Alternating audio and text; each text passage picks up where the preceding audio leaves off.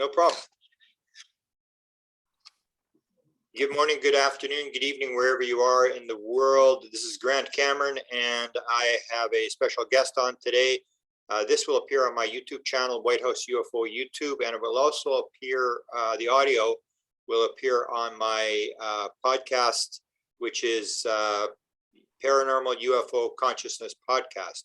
So today I've invited Don Anderson to come talk to me. I heard him on Preston Dennett. My friend Preston Dennett did a show, and I went to his website, and I have a friend, Katerina, contacted me about the website. She said, oh, you need to interview this guy. So I said, good, I'm going to do this. So I've got Don on here. There's a couple things I want to ask him about. He's a lifelong experiencer. Originally was in Utah. You can correct me if I'm wrong, Don. Originally in Utah. I think you're now in Oregon, correct? Yeah, that's correct. I'm just outside of Portland, Oregon right now. I was born in California, moved to Utah when I was a child, and was raised mostly in Utah. Okay. And so, of course, the obvious question is, do you have any connection to Skinwalker Ranch? Were you close there? I actually had a really cool experience up by Skinwalker Ranch. Okay. And I just barely, let's see, back in September, I was up to Blind Fog Ranch. Okay. And I did a little bit with them. So yeah, this might be on TV here in the next couple of days. Wow, cool. Okay, so you've got a website called Path of Shambhala. Yeah. And you've done two books, The Wanderer and Musings of an Old Soul. When were those books done?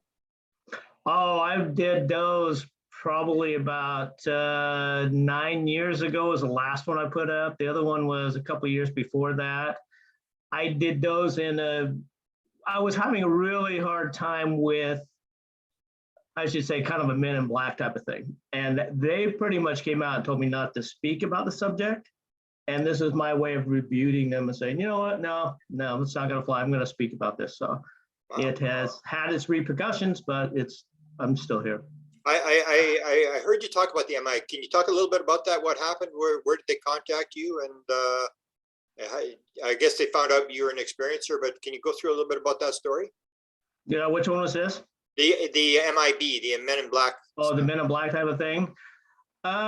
This was a really odd situation that happened. I was working at a call center when I was younger. Yeah. Okay, it was probably back in 2003, I'm guessing. It was just before I went to speak at the Alien 51 conference in Rachel, Nevada. Okay. Okay, so I had a little speaking engagement back there. And they kind of appeared to me, this reptilian guy kind of appeared to me in a portal. He pops up behind me in a portal. When he did, the computers all freaked out. And, you know, I started getting these phone calls from sexual predators, and it was just really getting crazy. Wow. And he showed up and he looked at me and he said very menacingly, he says, "Don't speak." And I was kind of floored because it was just the night before that I agreed to speak. And so there's only two people that actually knew, well, actually three people that actually knew that I was speaking. And this was 9 o'clock the next morning, and we didn't get done till probably 10:30, 11 o'clock that night. Wow. Okay. And the gentleman who was putting on the conference finally convinced me to come down and speak at this conference in Rachel, Nevada. I said, yeah, okay. And so the next morning at 9 o'clock, this being appears to me and he says, hey, don't speak at this conference. I just looked at him and says, yeah, I'm going to go speak. He says, no, don't speak.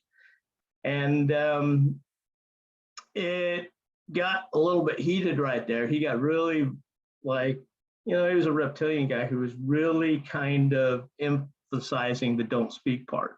Yeah. And finally I said, no, I'm going to go speak. And before the portal shut down, I looked behind him and I could see it was like, it was a military environment back there. Okay, there was a guy who just happened to be walking behind him. So he must have been kind of projecting this on some sort of projector or something. And I look behind him and I see that he's in a cave that's kind of been finished. Okay. But there's some lockers off to one side, and there's a guy who's wearing a white overall, you know, the white smock that they wear in like a scientist will wear. Yeah, yeah. He's wearing a white smock. He had a blue tie, was tucked in. He was carrying a clipboard around. He had his buzz cut blonde hair. That's kind of a big stockier guy. And he walks behind him like he didn't know that this was going on. And I'm kind of looking behind him thinking to myself, wow, where's this guy at? Where's he? He's projecting himself to me somehow. And the minute he saw this, he got really agitated. He kind of hollers at me and hisses. He's hissing. He says, "Don't speak." And I said, "No, I'm going to go speak. Get out of here. Go away." And then he went away. It was after the third time he said this, he went away. And well, I went ahead and did that. I went to the Area 51 conference and was actually abducted at Area 51 at the time. And it was really weird because I went in the trailer the night before the night after I had my first speaking engagement. You know, I had a 2-hour slot. The first day I had a 2-hour slot. The second day, which I was following a well-known speaker at the time. He lives down in Nevada, George Knapp. You know, he was there. Yeah. And not to name drop, but I guess I just did. And I followed him up speaking the second day, but that night, after the first night showed up, there was some sort of commotion going outside the trailer. And I wake up from sleep and I'm kind of dazed a little bit and confused. And I don't know, I was just out of it. You know, like you wake up and you're in the sleep and you're kind of foggy headed and you're trying to get your senses together. And I look outside, I get up and I look outside through the blinds and it's just lit up. I mean, the whole area is just lit up and there's a Jeep out there. It's got one of these big lights, like a floodlight in the back of it. And the whole area is lit up. There's some activity, some men moving around outside. I'm thinking, well, what's going on? And then my head just kind of got fogged up and I got really, really sleepy. And I sat down at the end of the bed. I passed out. Well, I got abducted that night by the military, and I think they turned me over to this reptilian group. I don't know what they did. I'm not sure. I'd have to go to hypnosis to find out what happened there. But they abducted me, and ever since that point, it's kind of been like this interdimensional men in black thing. They kind of follow you around and they threaten you and they say, hey, this is your fault. You did this. You're responsible for this. The typical type of domestic abuse type of thing that goes on, okay, to where the man abuses the woman in the home and he says, well, you know, this is your fault. You made me do this. It was the same exact thing that they were doing to me, telling me, this is your fault. You made us do this to these people. You made us do this to you. And there's a whole bunch of weird experiences that followed after that. I mean, it was just like they're following me. Wow, there's some Twilight Zone stuff that happened while I was up here in Portland. They just kind of followed me up here to Portland. All this stuff happened when I was living in Utah, but they followed me up here to Portland, and it's just been like a scene out of Twilight Zone at times. Okay, where stuff will happen, and I'll look at them, and it's like they take over. Literally, it'll take over somebody's body, and this person will look at me, and they'll tell me something out of the blue, like, "I don't believe in UFOs." You know, that's happened before. Well, these two guys would look at me, and they'll stare at me, and they'll say, "I don't believe in UFOs." I just turn around and look at them, and this is right before I was speaking at the SUFON conference, Seattle UFO Network conference up in Seattle, and he said, "I don't believe in UFOs," and I just look at him like, "What? Where are you getting this stuff?" And another guy right there, he was total drunk. He was just walking down the street. This all happened in the same day within a 1 hour period. Total drunk. This guy was staggering all over the place.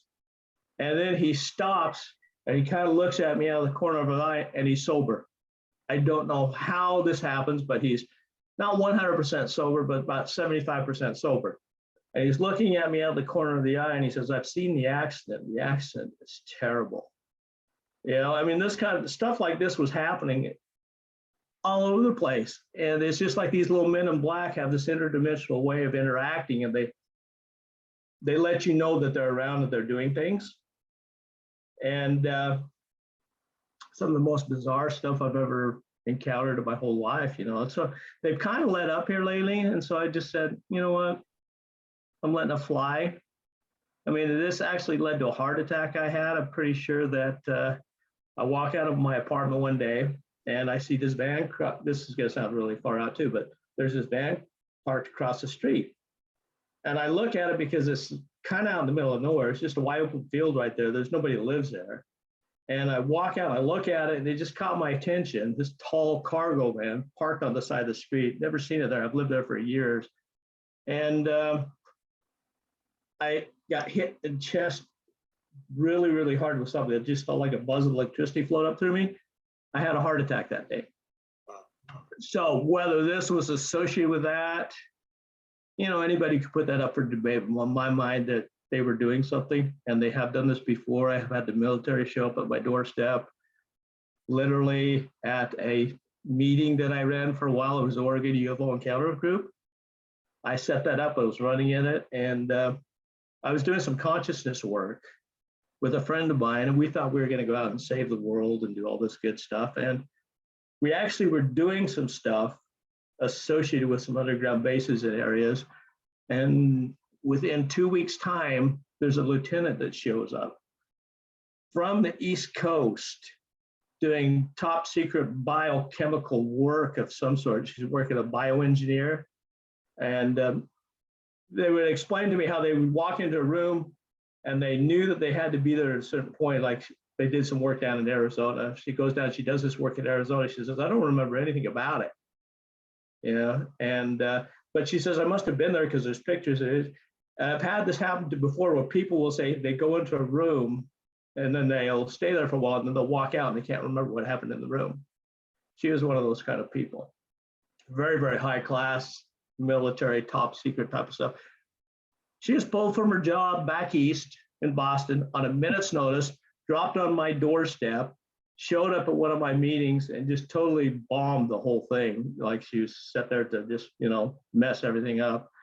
And certainly it did, because at that point, I was having 20 to 30 people show up at my meetups, and it dropped down to 2 after she joined, and it never ever recovered after that. So it was, these kind of things happen, and she was just one of those things that was there 1 minute and gone the next, and it was all in relationship to this consciousness stuff I was doing, and this UFO meeting I showed up to in Seattle, which has been part and par for my life for a long time. They just seem to tag on to you, follow you around. They're relentless. They don't really let up. No. So people will say, well, men in black are these physical beings that will show up someplace.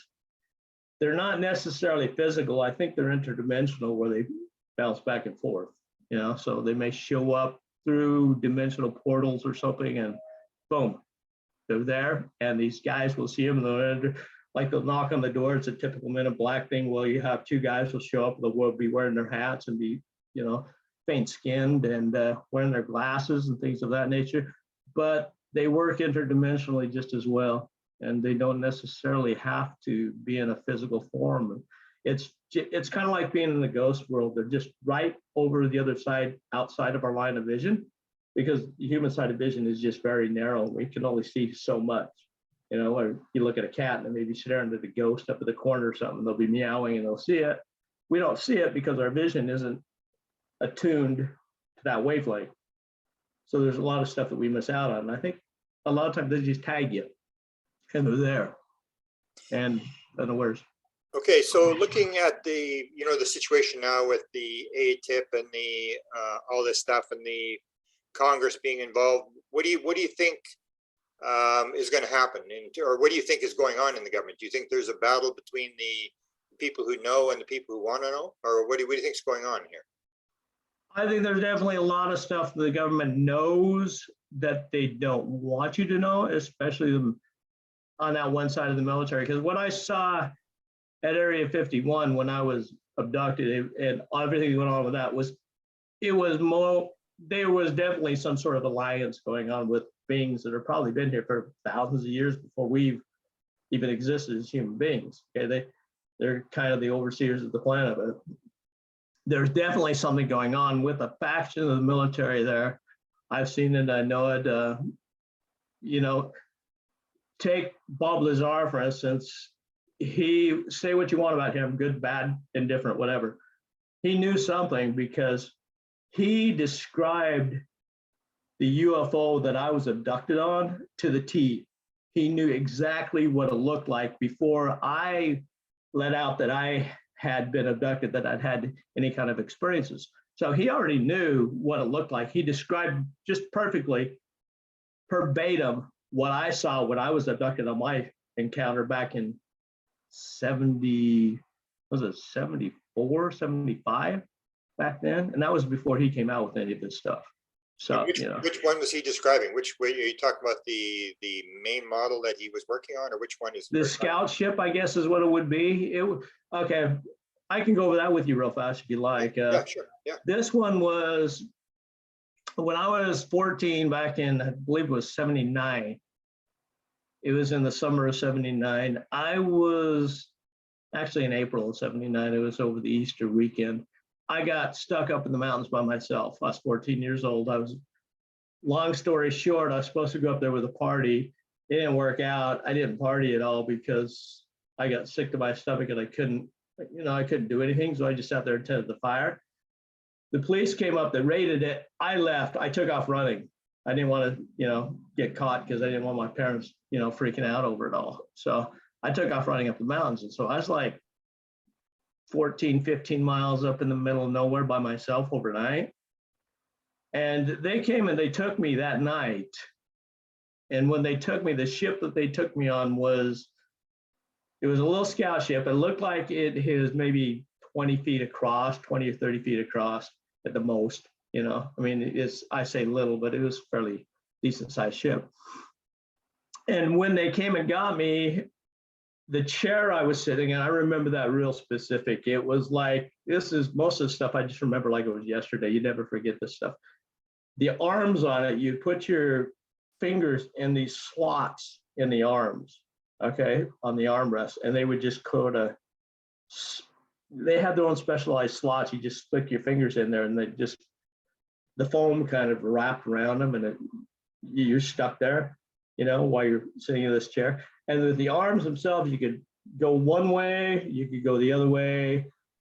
You go this way, the ship's going to turn and it's going to bank that way. If you go this way, the ship's going to bank this way. It's like a holographic 3D type of thing that you're in almost, where you put the arms down, you press them down, and the ship goes down. It just reacts to your arm movements, okay? And you're synchronistic with it. You're sitting in this chair, which is like kind of like an egg chair, one of the egg chairs you see in the 60s where they have the music blasting at you from the sides and you just sit back into those old type of chairs. Similar to that, but the foam compresses into you and it was body temperature, so you really didn't feel it. You just kind of messed and you linked with the ship. You're like the main computer chip with the ship.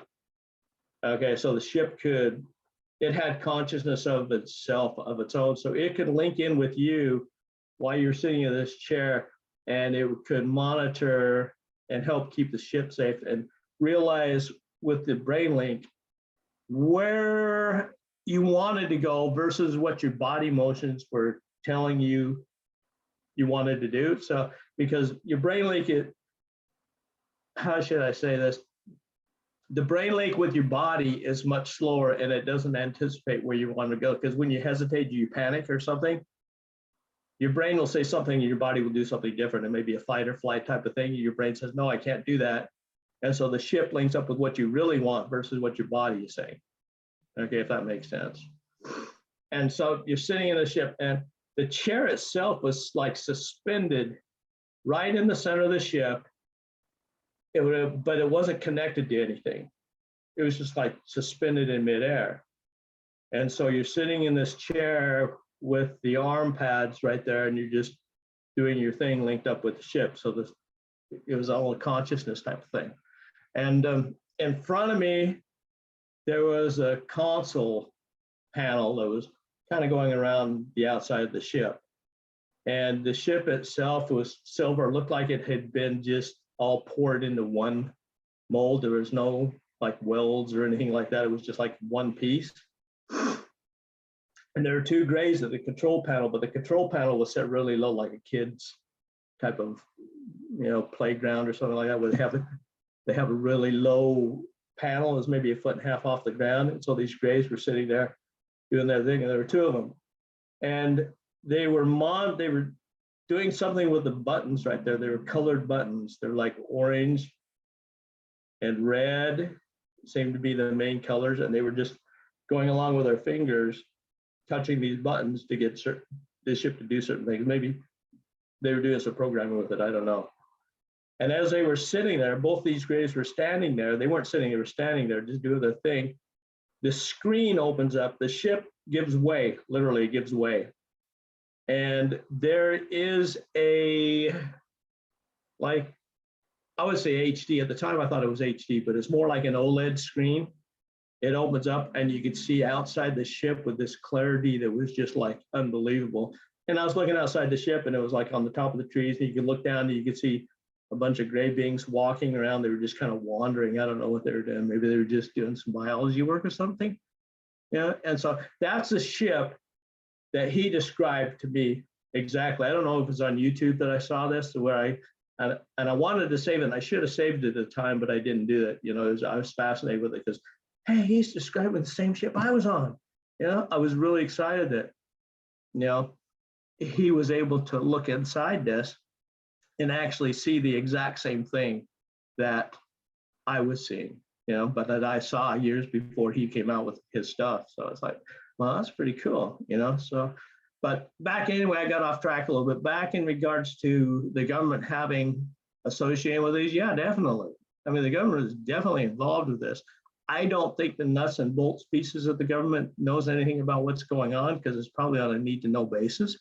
But there is definitely a base that I do a thing that it's kind of like remote viewing, you know, but after talking to some really advanced remote viewers who teach classes in this and stuff, what I've discovered is they kind of just drop me off into the middle, into the upper end of the remote viewing spectrum and says, here, this is what you're doing. And they call it consciousness sharing. So I do this consciousness sharing stuff. And I went with a friend and we went to, in a consciousness mode, we go to this base someplace. And I just decided that I'm going to do something really cool and disable the base down there because the reptilian base, you know, it's in my head. I'm thinking, yeah, let's do this. Let's go down there.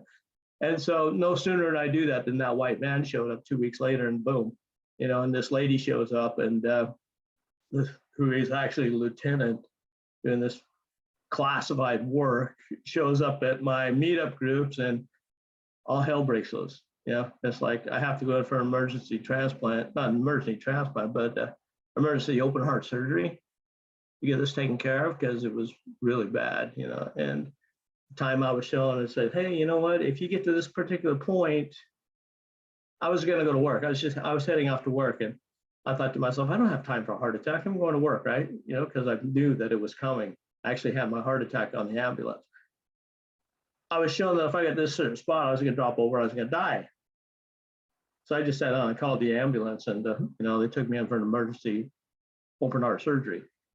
Yeah. So it was like totally out of the blue, you know, so that stuff was definitely planned in one way or another. So there's been a whole bunch of this. Interesting. Back to this ship, because I'm writing about this right now. So the Greys, did they show you how to do this, or how did you get in the chair? How did that all take place? You know, I am not really sure how I got into the chair. It was just like, boom, I'm just there. I know that there is a Grey that showed up to me, and you know, I was basically trapped in it. I was 14, I didn't know what to do. I thought I was being chased down the mountains. Consciously, I was thinking it was some wild animals were chasing me. Yeah. So I found some shelter in the outhouse, which sounds weird, but you know, what are you gonna do? It's the middle of the night, you know, it's like 10 o'clock at night, it's pitch dark outside, there's no moon. You got something chasing you, you've got to get away from it. And that was the only place I could go within 14 miles, because I was 14 miles away from civilization. So I just locked myself in. He opens the door and next thing I know, I'm on the ship. So how I got from point A to point B, I'm not sure. You know, I know before in another contact experience that I had back in 1984, we went in through the blue light. You know, both me and my son, we went in through this blue light and we were on the ship. Yeah, and I remember that distinctly because we were going through some telephone wires and I'm thinking, oh my God, you know, we're going to get electrocuted. And we just go right through them. And it was really weird because you get this tingling sensation going through your body. It's like, you know, yeah. I got my son behind me and there's a Grey right by the side of me who's abducting me, who's taking me. And all I see is these wires, the electrical wires across the street, and we're going through them all of a sudden. So yeah, and whether they did something like that or they teleported me somehow, I'm not sure. I'd have to go back into regression somehow to figure out how they did that. So this is mostly memories. And you talked about the screen, the sort of ship opening up. Were you able to see how you were flying, or could you see what you were actually doing, moving the ship and stuff like that? All I know is they were working at the controls, the screen came up, and then boom, we were out. We were just flying through the universe. I mean, it was just like the trees just went boom, and we were out there in the middle of everything. And all of a sudden we are in this place that is just, there are so many stars, and the sky is so lit up that I've never seen anything like it before. It's just like there was light all over the place. There are stars and moons and, you know, planets really, really close proximity to us. It seemed like they're really close because everything was really lit up. And there was a huge ship right in the middle of it all. I mean, this thing must have been, I don't know, 2 or 3 miles across. It seemed like it was so big. It was just huge. It was like a donut ship. You know, it had kind of spokes going to it, and you could park your, the best way to put it is you just hook up to the center of it, and then you walk out to these little corridors to these rooms and that are on the ship. And so how we actually got there, I don't know, but I know that I just kind of leaned forward, and then boom, we were there. Wow. So you had the impression that you were sort of moving the ship with your mind. Talk about the consciousness of the ship a little bit more. Can you elaborate on that, where you felt that the ship was conscious? Oh yeah, this is really weird too, because I never really took this into consideration. The consciousness exercise that we did once upon a time, I can't remember exactly how old I was at the time this was happening. I think I was a little bit older, but I was sitting in this chair. It's kind of like a doctor's chair. It's leaned back a little bit, and you know, a dentist chair maybe. Yeah. And it was up off the ground, and I'm sitting in this thing, and it's just the exact same temperature as my body that kind of molds around me. The kind of stuff that they have is kind of weird because it's kind of a gel type of stuff that just kind of molds around you, but it's firm and it holds you in place. And it matches your body temperature, so you can't really feel that it's there, but you know that you're sitting in, because I could lift up my head and I look around this room, and I was obviously on a ship someplace. There's a gray behind me who I take it to be as my teacher. He's been there before I was born. I think he introduced me into my body when I was born. And so this gray guy was sitting next to the side of me, and I think I write about this on my website. He was telling me to focus on this target that was in the ship. It was on a vertical column going there, and they had like a bullseye target sitting on the column. Okay, and he would say, "See the target, be the target." And he said, "See the target, be the target. Now, see the target, feel the target, be the target." You know, and he'd emphasize that "be the target" really heavily. You know, I'd jump out of my body, I'd jump back in, I'd jump out. And we'd have been doing this for a really, really long time. And I was getting really kind of pissed and upset over the whole thing because I wasn't making any progress. And finally, I just got really pissed at him. I said, "You know what? I've had it with this, man. Screw you. You want me to be the target? I'm going to be the target." So he said that, and I just projected myself into the ship itself. And for that moment, I felt it was just alive. The ship, all these ships that they have are really alive. It's not quite the same kind of life that we would know it or we would assume it to be, but it's got consciousness, and it could feel me, and I could feel it, and I could understand that it was there to provide life support systems for the beings that were on the ship, whatever they may be. You know, it could regulate the temperature and, you know, the air content and all that kind of stuff, and keep you safe. Wow. And it could feel me, and it could feel the emotions, although I didn't get any emotions from it, but it could feel my emotions. The minute I felt that it was there and I was part of it, the anger went away. It was just pure wonder and amazement that this thing was alive, because I didn't really understand the nature of it at that time. Fully understand it, even though I had been on that ship before and connected with it. And I've probably been on people said they've seen the ship, so I just take that with a grain of salt. So, but it's very much alive, so they understand what's going on. The gray that you're talking about, you say possibly before you were born or was with you. Can you describe him? Did he have clothes? Did he ever get any older? Things like that? No, he didn't have clothes. He didn't get older. This is when I was a kid. He used to come and take me. Okay, I don't know if you've on Whitley Strieber's Communion. They got that. If you've seen the movie, he's actually dancing with a little troll-like looking black guy. Yeah. It's got the big teeth and the square face. They used to come and get me when I was a kid. And then they would take me to a ship. They'd walk me through the wall. They'd put me on a ship.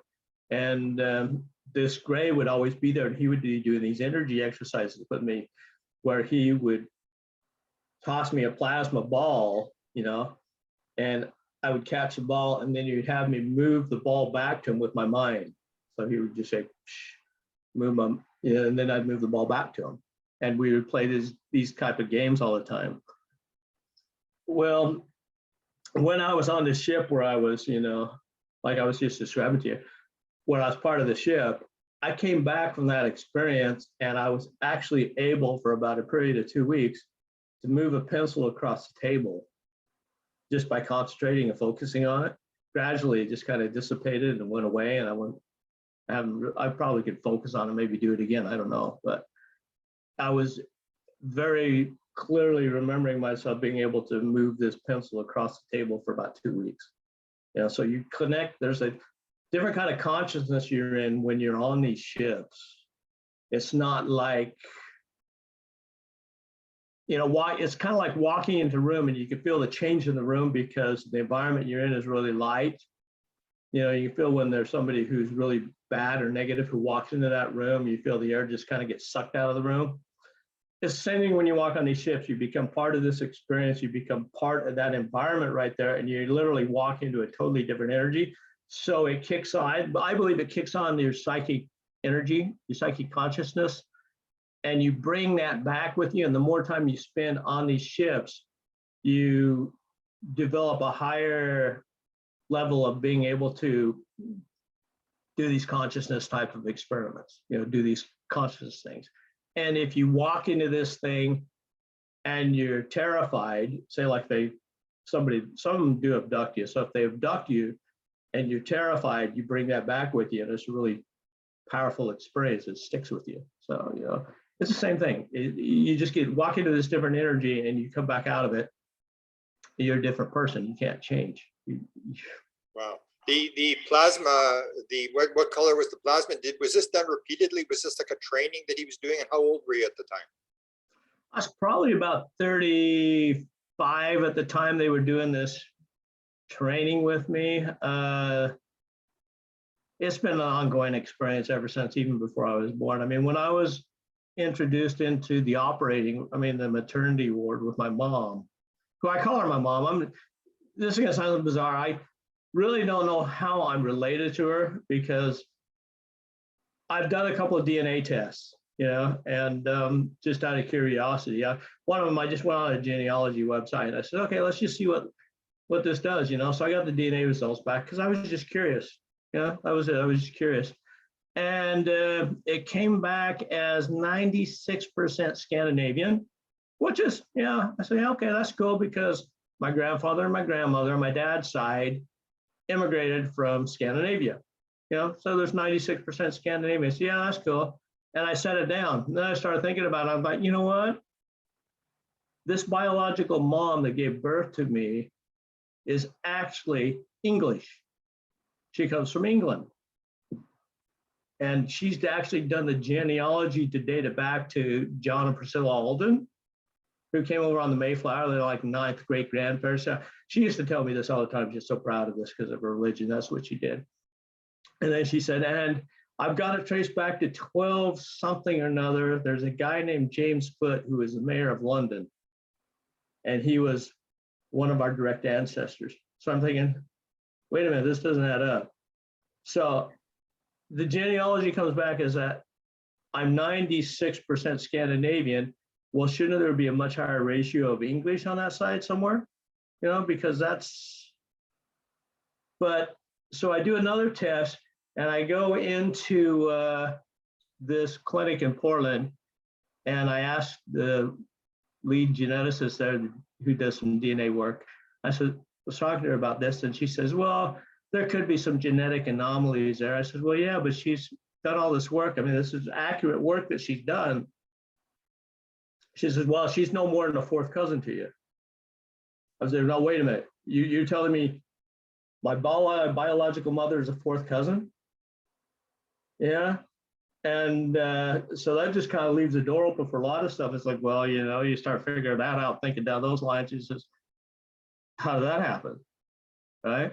Anyway, back to the question you were getting at. But that's as far as I can take because I don't, she's gone, she's passed up. I can't do any more DNA on it. So it's kind of moot at this point. You're talking about what the gray looked like and whether they had aged. Before birth, he introduced me to her and he was talking about how DNA works and there's some things that I needed to remember to pass on to people about how actually DNA works. And then he introduced me to my mom. And that was the same one that showed up through all these other experiences I've had. He hadn't changed, he hadn't aged, he hadn't looked any different. He's just the same gray that I've always known. He's kind of like a mentor, I guess. So no aging at all. Is he, losing my train of thought here.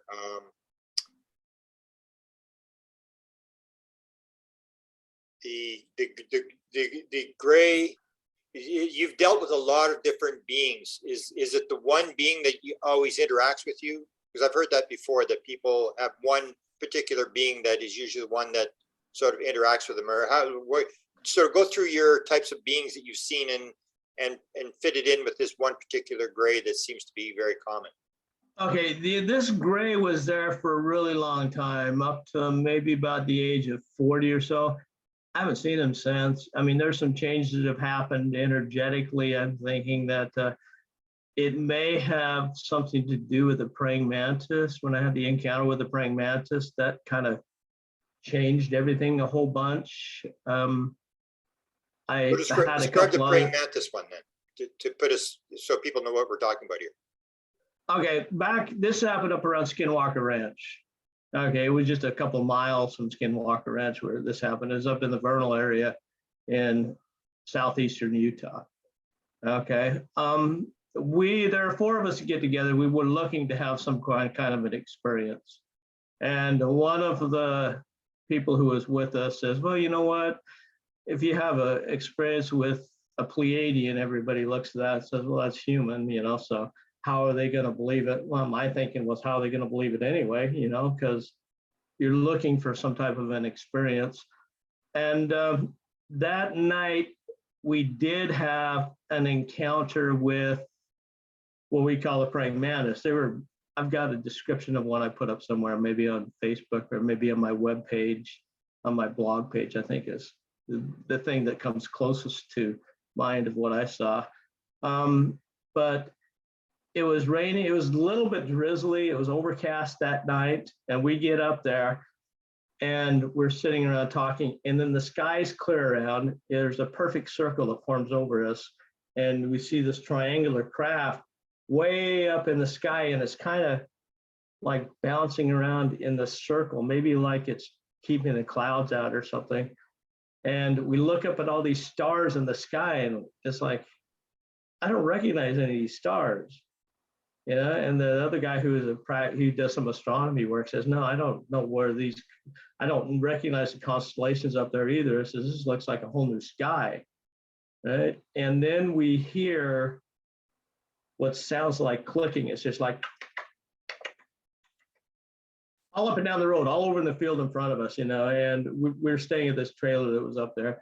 And then we come to the realization and we actually see these like 9-foot tall beings running around. They're very much like a praying mantis. They look like the bug, but the torso is short. And so it doesn't have the long extended torso. And they're running around all over the place, and that keeps up for about an hour. They actually are out in the front yard, and one of the ladies walks out in the front yard, and you could see her feet actually rise like about 3 feet off the ground as one of these things picked her up and looked her in the eyes. I mean, allowed her to look right in his eyes. And she said it sets her back down again. And this just keeps up for a while. And then wandering around, you hear them clicking. They're in pairs. They're not in pairs, they're in threes. And they're running around all over the place. And then we all get the impression all at once, we got to go to bed. Everybody says, we got to go to bed. We got to go to bed. The sky closes over and it starts drizzling a little bit. And we are in such a hurry to get to bed that we couldn't believe it. Well, each one of us had our own experience and that we were abducted by these grays. And I was led by one of them up the road, and there's this portal that was sitting. It looked like a door. On the top of it, there's like a clamshell thing that was all lit up.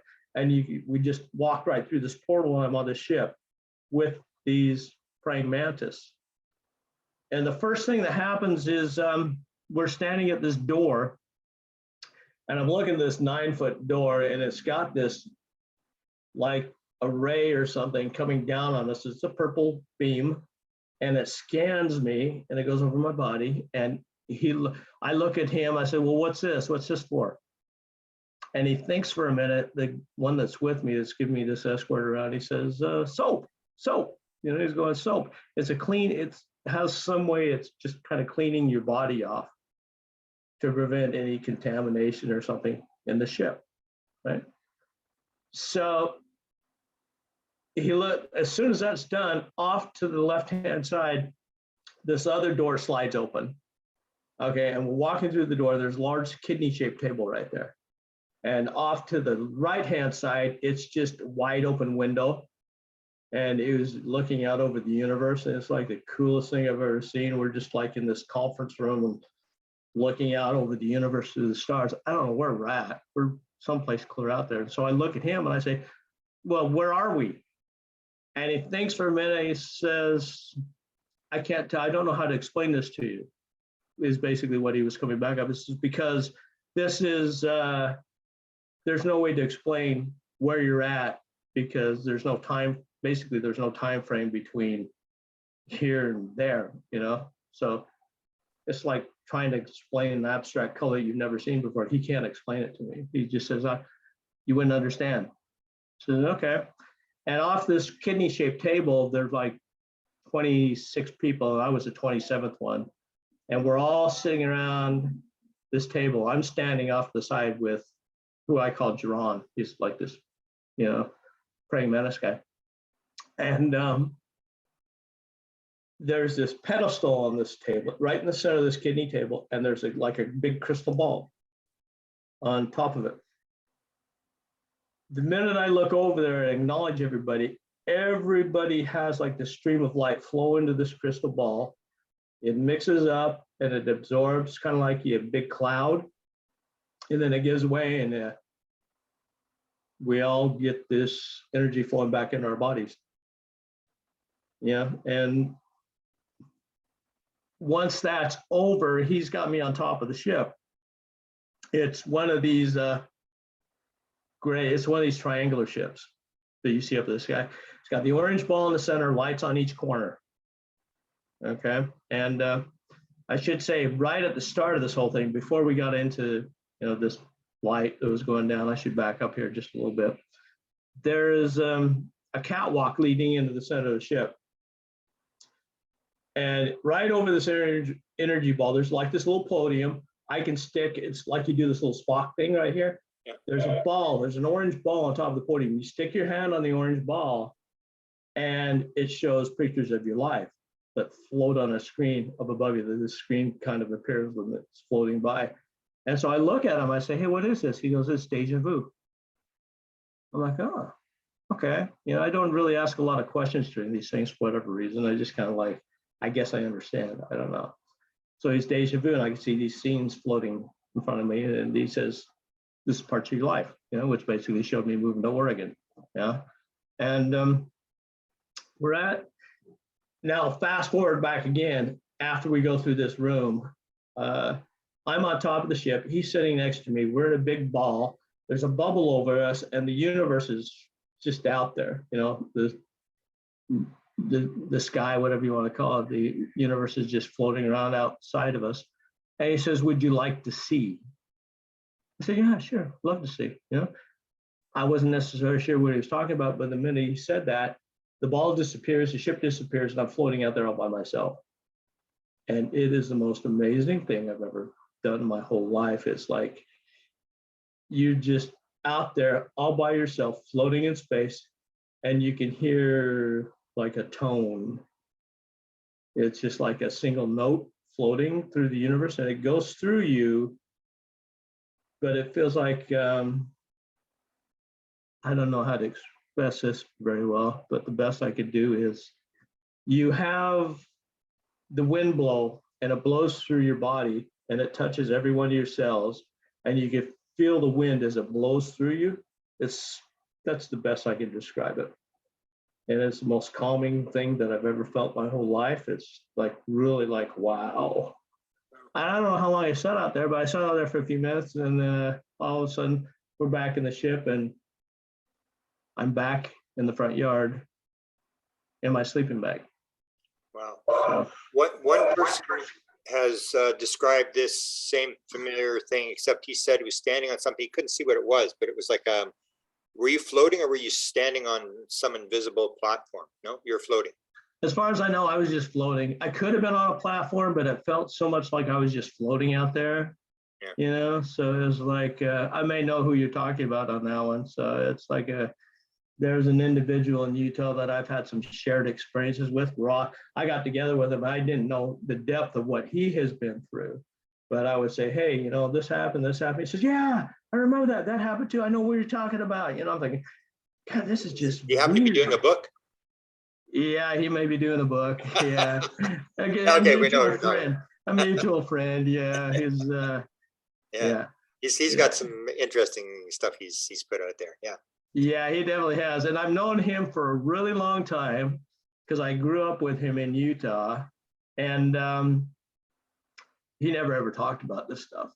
Yeah. I would talk about it, and he would just say, "Oh yeah, yeah." And now he's coming out with a book, and I'm, you know, catching up with him on some stuff. I say, "Yeah, that's really cool." Yeah. Yeah, interesting. He didn't talk to me about it for many years either. I was kind of shocked when I heard that he had these experiences. So I was stunned. You know, if I just blew me away. It just really humbled me a bit to understand that he had gone through this depth of stuff. And I was, you know, sharing space with him. I'm like, "Wow, Ron, why didn't you?"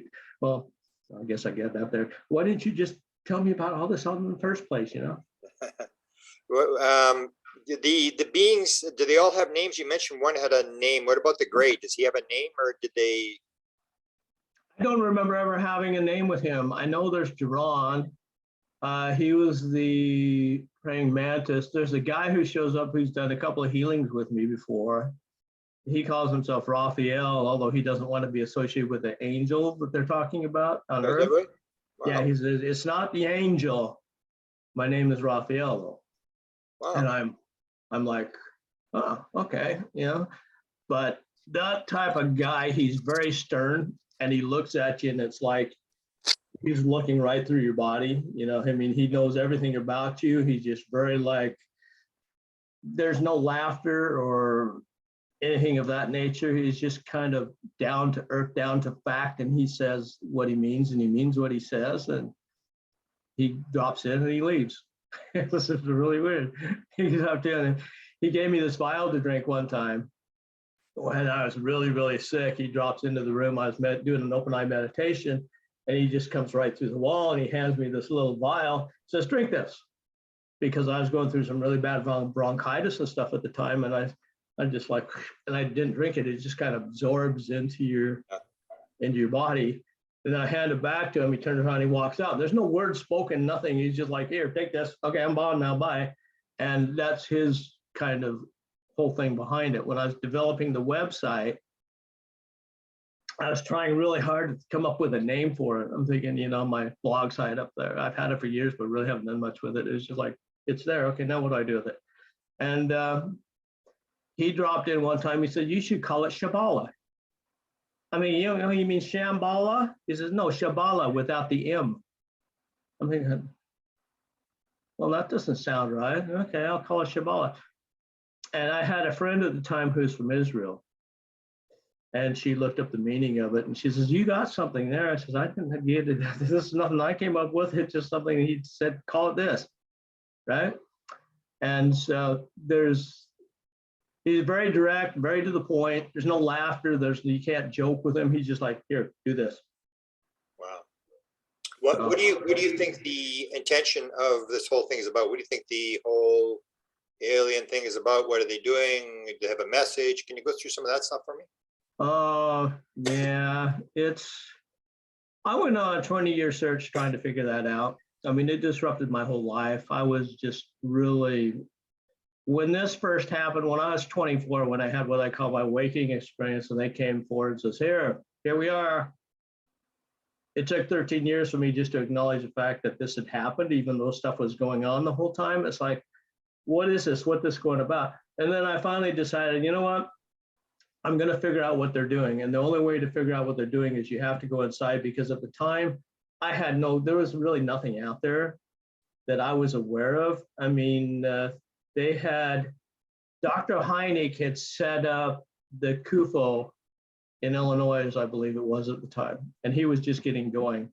And I found a number and I got in touch with him. I must have talked to one of his assistants or something he had going on, and explained to him what had happened to me during my encounter. And he says, hold on, I gotta write this down. So he's writing it down. He says, okay, well, send a picture to us and let us know what happened, and we'll get right back with you. And so I sent a picture back to him. I drew a picture out and sent it back to him. It was years, it was like months, and I never heard anything about it. So I just kind of dropped it. I said, well, what do I do with this? Because I didn't know what to do with it. You know, I had no clue. I was living in a very conservative community. I'd never even heard of this kind of stuff.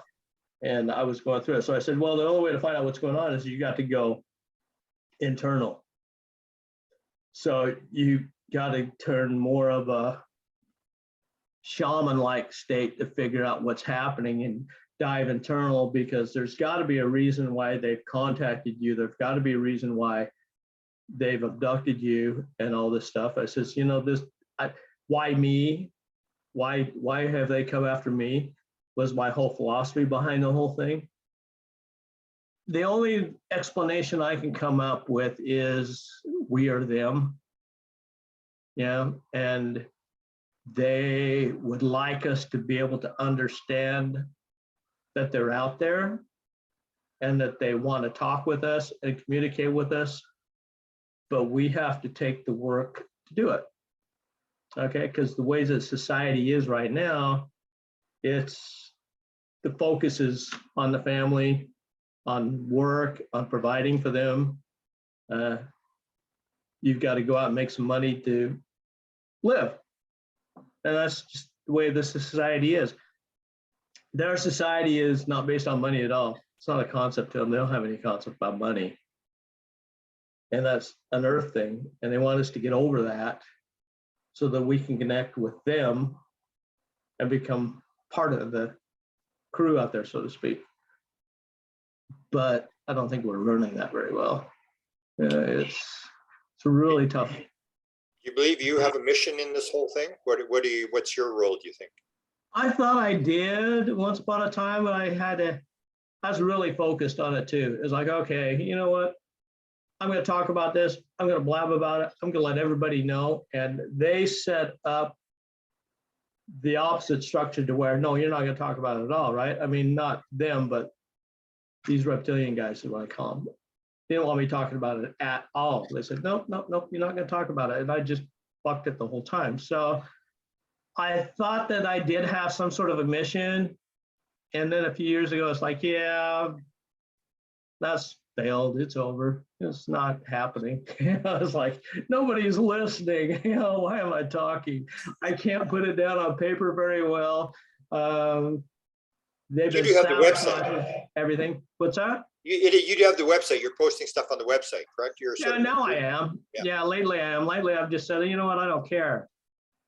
Because they have a way of impressing themselves on you to where I guess the time just has to be right anymore, because the last time that they really wanted to express themselves, these Men in Black types, it got really pretty intense. It really did. And I was concerned not so much for myself, but maybe for people that I was associated with at the time, that there was definitely some harm coming to people that I didn't really appreciate. I didn't know what to do about it, because what do you do about something you can't see? But they seem to find a way to be able to figure that out. So there's some stuff happening that got really intense. And so I backed off, because I cared about myself so much, but others. You had the encounter with your son at 4 years old. What's your son's relationship to this now? He's open to it, but he's a single parent with 2 kids of his own right now. And so he's kind of focused on getting his life put back together, because he's had some experiences that were pretty, tough, not ET experiences or anything like that, but he has had them. He's told me about one time where when we were living in Utah, and he was just a baby even. I don't think he was even out of the crib yet, but he remembers being set out in the backyard and having the ET surround him.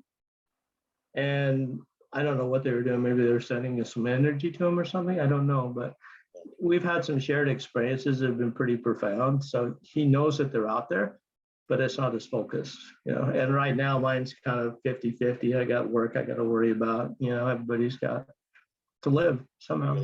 So. You got it. Sort of getting near the end here. Can we ask about your books, your Wander and your Musings of an Old Soul? What was in there, and what are they on Amazon? Are they accessible for people to access? Oh yeah, they're on Amazon. It's one of them was kind of put together in a hurry. I had intentions of doing one style, and I was pushed really, really hard just to get it done. And so the amount of time that I put them together for what I did, it was like, yeah, okay, it's very readable, but it's not, how as an author, you always look at something and say, yeah, this is like, yeah, it's not, not quite how you intended or you wanted it to work out. So it was a little bit rushed. So I probably need to go through and do a rerun of it, but they are accessible, and they basically tell about some of the experiences I've had, the things that have gone on in my life, and what I've learned from them. So I probably need to go through and group them all together and do another rewrite, but I got another project I'm working on right now, book-wise, so we'll get that done first. So. Well, let's see what you're up to now. Like, have you got some plan is this UFO related stuff, or? Yeah, it's UFO related. It's gonna have some of my experiences in it, but it's gonna be a little bit different. I don't want to get into big details about it yet, but yeah, it's. I think it'll be an intriguing read. It's kind of being more along the Celestine prophecies type of thing. So when I get it done. Spirituality, has that got a role in this? Do you have a spiritual life that's linked into this, and how does it fit in? Oh yeah, spirituality, 100%. You develop it whether you want to or not. When you develop it, when you're working with these off-worlders in a consistent manner that I have for the last 20 years. Like I said, I had a 20-year search where it was just like, I am going to find out what's going on. I'm going down the rabbit hole. God forbid when I get down there, because they're going to know I'm there, yada, yada, yada. That's my personality. And then when I get down there, I realize how little I know and how much they're going to teach me, because they do whether you want to or not. When you drop down what I call a shaman's path, it was kind of what it was. It's a shamanistic ET. I call it cosmic shamanology. Is probably even all shamans probably go through that kind of thing. It's along those lines. I'm not saying I'm a true shaman. I'm more of an energy worker because they teach you how to work with energy, and that's what they've done. And it's been pretty proficient at times. It's like, wow, I can't believe that just happened. You know, it's like this, you just feel the energy going out, it's working. And they guide you down this path. And I think they would like you to express yourself more on that energetic level, because then you realize the type of being that you are. You know, I think we all have it in us. We just need to bring it out. And that's how we get back in touch with them, is you have to go in to be able to really see where they're at and see who you're dealing with on so many different levels. So that's 100% spirituality on this one. Some people will go through this and they'll see the negative aspect of it. They'll get abducted and they'll be terrified and they'll go through these experiences. And I think what it does is it just, you're looking at yourself. It's like kind of like a mirror. That's one reason why they haven't just openly come down and shown themselves to all planet Earth, because when you look at them, you're looking at a mirror and you're seeing back all the crap that you have done or that you are doing and the kind of individual that you are. And then you're going to transpose that onto these beings. And now they're going to be responsible for everything that you are, regardless of whether they are or not, because that's what they see. And so we'd just drive them off or kill them, one of the two. I mean, it's just they would never be able to get set here with the bulk of the population because of the power structure, the power control, and the fear that is down here. So we got to get through that. It's ours. You do energy work with people? Do you do that kind of stuff? Do you have a? Yeah. How would people contact you? Through your website? They would go through my website. There's only certain things I will do for people, though. It's like energy attachments is a big one. There's a lot of times that seems to be where my forte is more than anything. So that if, for instance, someone just got a hold of me who had a demonic attachment, I was able to help them. It was a lesser demon. We were able to get that extracted from them. Those kind of things like that are prevalent, and I can see and I can locate, I can work with that. But if somebody's just calling for me to say, hey, you know, what are the numbers for the lottery? I would have no clue how to help you with that one. You know, it's just that a lot of times there are a couple of different selves involved with you. Okay, so I'm looking at you, for instance, right now. I see your physical being. Inside of that that's just a shell. Inside of that, there's your soul structure. And behind that is a lot of times what is really driving you, the attachments that hook onto you from a soul perspective. Sometimes those are worse than anything else you're going to be able to run across. So I've had things that I've been able to see, whether I want to or not, sometimes that have been driving people's actions, and realizing it's not the physical self that's doing it, is something propelling them that is beyond their control. So yeah. You seem to have a sort of wide knowledge of this kind of stuff. What do you take with what would be your interpretation of what's going on at Skinwalker Ranch or the Valley? What's that all about, and why there? Oh, that's a good question. As far as Skinwalker Ranch goes, I think there's just an energetic thing that's going on that's attracting things. If you've seen the series lately, what you've been noticing is that there's something underlying the ground that seems to be, it has a water connection, and it has maybe some sort of a magnetic or electrical connection going through there as well, that just seems to attract stuff. And I think that's probably what's going on there. I think the Native Americans knew that long before anybody else, that there's something going on there. They haven't understood why. I think we're just coming to the scientific explanation of what it was, what's a reason why it's happening. And it's just because that area, electrical energy in the water and the combination of everything like that kind of attracts them. That's the same thing they're going with up at Blind Fog Ranch right now, by the way, too. They have some really weird stuff going on up there. So That's a Sedona ranch there? Blind Frog Ranch? No, it's just right next to Skinwalker. Oh, okay, okay. Yeah, it's not too far from that. I mean, when I was up there, it's in the Vernal area, and it's literally less than an hour drive to get to Skinwalker Ranch.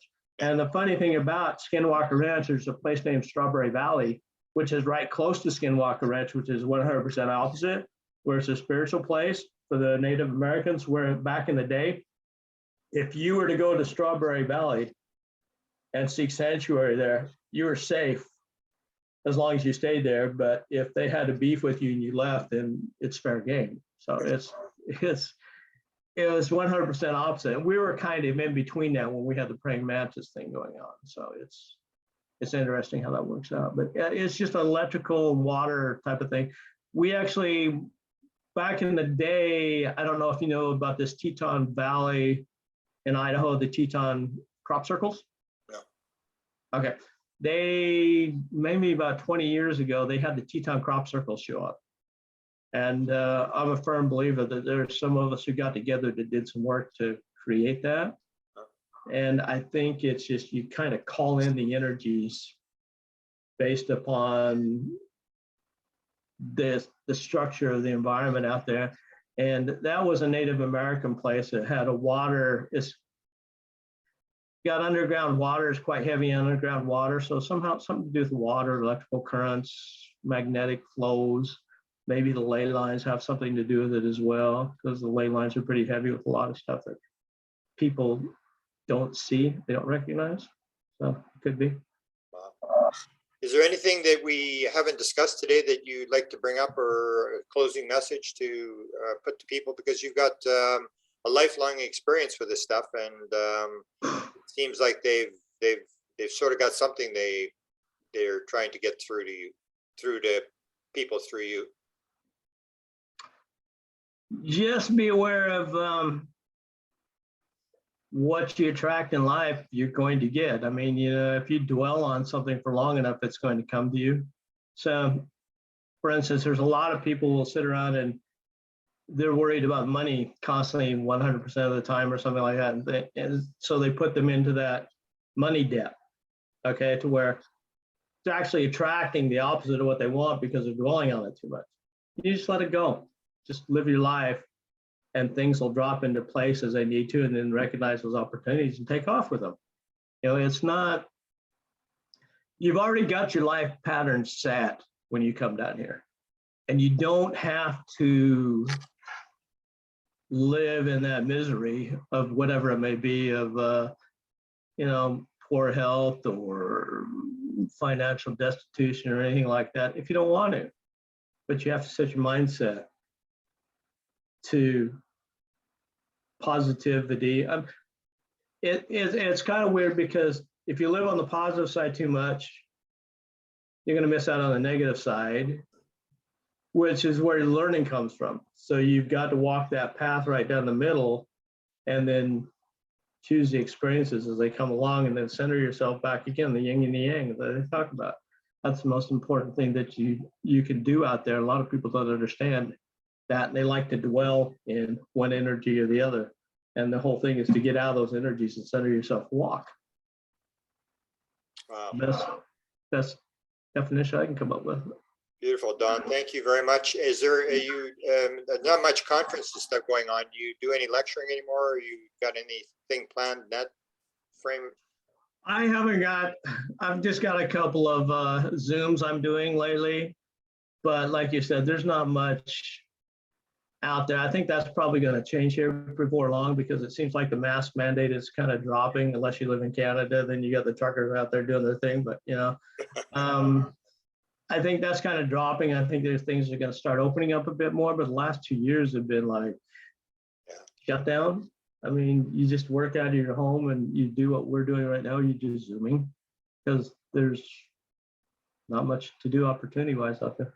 Yeah, well, it has been successful in teaching people to interact with others, you know, around the world. That, you know, Zoom has sort of opened things up in terms of people interacting with each other, and it's very simple to do. And this will probably get 5,000 people or more that will see it, and so the message gets out, and I appreciate your sharing with it. Hopefully we'll run into you down the road, whether it's in Utah or Oregon. And thank you for what you do, and say hi to our friend Ron if you see him.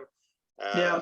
And hopefully he gets his book out. I've been pushing him for a couple of years now to get it. And I said, you know, quit.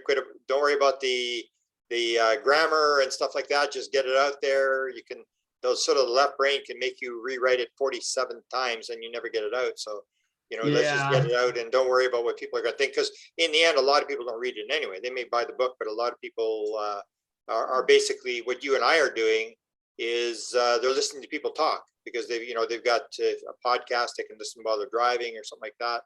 And so we're reaching a lot of people, and I appreciate what you do. And I guess you'd do it again if you had a chance.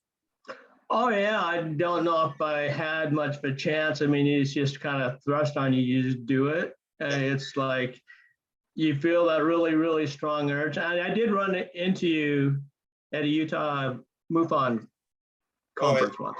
Yeah, with Salt Lake. Yeah, Salt Lake City. Okay. Yeah.